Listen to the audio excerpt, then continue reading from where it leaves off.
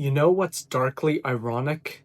For decades, Russia positioned itself as this great power, this civilization unto itself that would never bow to anyone. And yet here we are in 2026 watching Moscow essentially become Beijing's junior partner. It's one of the most dramatic geopolitical reversals in modern history, and honestly, Russia did this to itself. Let me take you through how a country that once saw itself as China's equal ended up as little more than a resource colony and geopolitical shield for Chinese ambitions. The story really accelerates in 2022, though the groundwork was laid years earlier.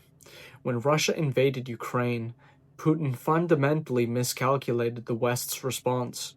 He thought Europe would blink, that America was too divided, and that the whole thing would be over in days. Instead, he got the most comprehensive sanctions regime ever imposed on a major economy.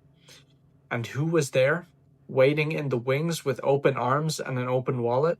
China. See, this is where it gets interesting. China didn't rush to Russia's defense publicly. Xi Jinping is far too clever for that. Instead, Beijing played the long game. They maintained this carefully calibrated position of nominal neutrality while quietly becoming Russia's economic lifeline. It was brilliant, really, in the most cynical way possible. Think about what sanctions did to Russia. Overnight, they lost access to Western technology, Western markets, Western financial systems, the ruble crashed, foreign companies fled. Russia's oil and gas, which has always been their trump card with Europe, suddenly needed new buyers. And there's only one country with an economy large enough and an appetite voracious enough to absorb that much Russian energy: China. This is where the dependency really crystallized. Russia started selling oil and gas to China at significant discounts. We're talking about reductions of 20, 30, and sometimes 40% below market rates. Putin needed the cash flow. Xi Jinping knew it. And like any shrewd negotiator, Xi extracted every advantage. But it wasn't just about price. The entire infrastructure started pointing east. New pipelines, new rail connections, new ports. Russia was literally reorienting its entire export economy toward China. The power of Siberia pipeline is a perfect example. It took years to build and billions to finance, and it locks Russia into supplying Chinese energy demand for decades. Here's the thing people don't fully grasp. Once you build that kind of infrastructure, you can't just pivot back. Those pipelines don't run to Europe. Those rail lines don't connect to Tokyo. Russia built itself a cage, and China holds the key. Energy is only part of the story. Sanctions cut Russia off from Western semiconductors, advanced manufacturing equipment, consumer electronics, basically the entire technological supply chain that makes a modern-day economy function. Russia doesn't make smartphones, they don't fabricate advanced chips, they don't produce the machinery that produces the machinery. Guess who does? China. Russian consumers and Russian industries became dependent on Chinese technology overnight. Huawei and Xiaomi flooded Russian markets where Apple and Samsung used to dominate. Chinese cars replaced German and Japanese models. Russian factories retooled to accept Chinese industrial equipment. This isn't just economic dependence, this is technological subordination. When you rely on another country for the technology that runs your economy, your military, your infrastructure, you've surrendered a huge piece of your sovereignty. And unlike the old days when Russia could at least claim technological parity with China in some sectors, that gap has only widened. Now let's talk about the elephant in the room: Siberia and the Russian Far East. These massive territories are rich in everything China needs: timber, minerals, rare earths, water, and arable land. And they're virtually empty, at least from China's perspective. Chinese economic penetration of these regions has been accelerating for years, but the sanctions supercharged it. Chinese companies now dominate mining operations, logging, agriculture. Chinese workers and business people have been moving into these areas in increasing numbers. Russian authorities quietly tolerate it because they need the investment, and frankly, they can't develop these regions on their own anymore. This is colonization by economic means. China doesn't need to invade. They're simply buying and leasing and contracting their way into de facto control of Russia's resource base. And every year that passes, every new agreement that gets signed, the control becomes more entrenched. The historical irony is almost too perfect. Russia spent centuries conquering Siberia and the Far East, often at China's expense. They fought wars, signed unequal treaties, took territory. Now, through pure economic leverage, China is effectively reversing those losses without firing a shot. From Beijing's perspective, this is all proceeding beautifully. Russia has become exactly what China needs: a massive, nuclear-armed buffer state that absorbs Western attention and resources while China focuses on its real priorities.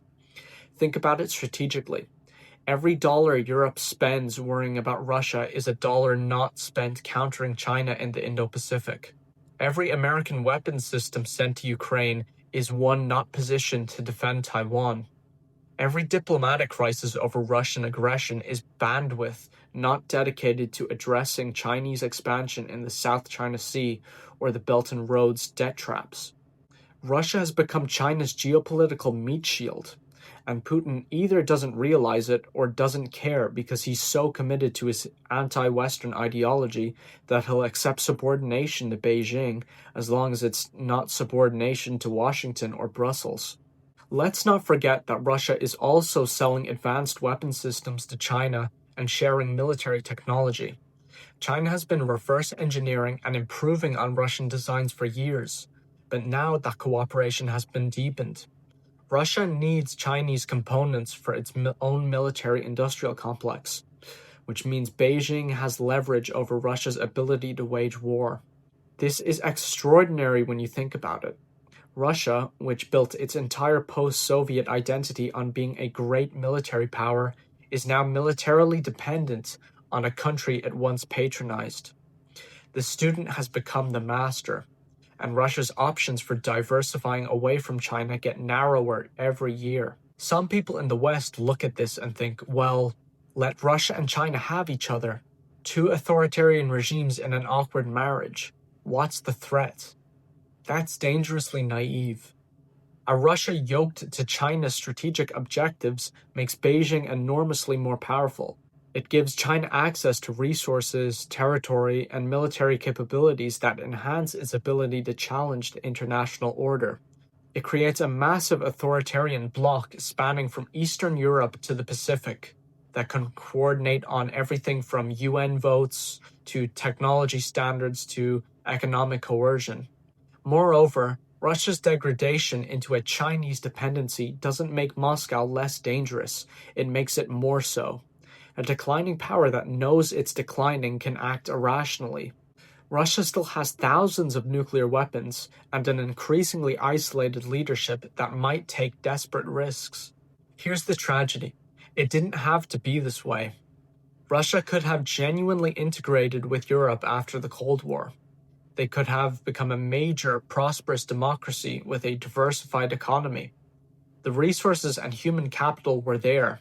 The opportunity was there. Instead, Putin chose kleptocracy, revanchism, and ultimately military aggression. And these choices delivered Russia into China's embrace more thoroughly than any Chinese strategy could have. Beijing didn't force this outcome. They simply waited for Russia to make itself vulnerable, and then they pounced with checkbook and contracts in hand. It's patient, it's methodical, and it's been devastatingly effective. So where does this go? It's hard to see how Russia extricates itself. The economic integration is too deep. The infrastructure commitments are too expensive to reverse. The political relationship is too useful for both sides, even if the benefits are radically asymmetric. We're watching the creation of a new geopolitical reality where China has essentially acquired a massive vassal state without conquest, without occupation, simply through economic leverage and strategic patience. It's a masterclass in how to expand your power in the 21st century. And Russia? Russia is learning the hard way that there's no such thing as an alliance of equals when one side needs the other far more. They're finding out that sovereignty doesn't mean much when another country controls your economic lifelines and your access to the modern world. The Russia that emerges from this decade will be a different country than the one that went into it. It will be smaller in influence, narrower in options, and more dependent on Beijing for its basic functioning. Some might call that justice for its aggression. Others might call it tragic. I call it predictable. Russia sold itself to China because it had no better options left, and it had no better options left because of the choices its leaders made. In geopolitics, as in life, you eventually have to live with the consequences of your decisions. And Russia's decision to burn bridges with the West while picking fights it couldn't win has left it in China's pocket. That's not where any great power wants to be, but that's where Russia is, and likely where it will stay for a very long time.